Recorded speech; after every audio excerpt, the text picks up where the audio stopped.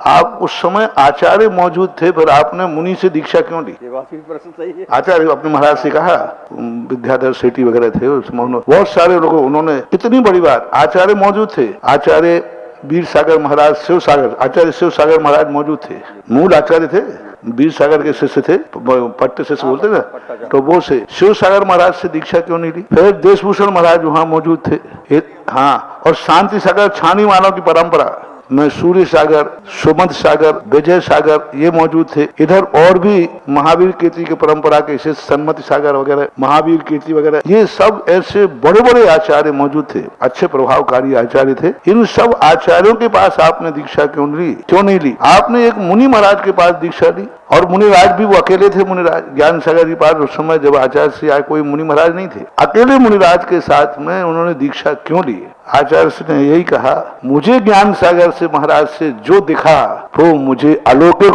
अद्भुत और अनुपम था, और जो उनके पास निधि थी जो मुझे मिली है वह निधि मुझे अनुपम है। मैंने उनका पद नहीं देखा, उनका ज्ञान देखा। मैंने उनका पद नहीं देखा, उनके पास जो विभूति थी, जो था, वो विभूति ने ही मुझे समर्पित किया। और मैं अब कितनी बड़ी बात है, यानी एक से एक आचार्य बैठे, परंपरागत आचार्य बैठे, शिव सागर महाराज जी जो ज्ञान सागर के गुरु थे, उसके बाद ज्ञान शिव सागर उस समय मौजूद थे जब आचार्य की दीक्षा हुई।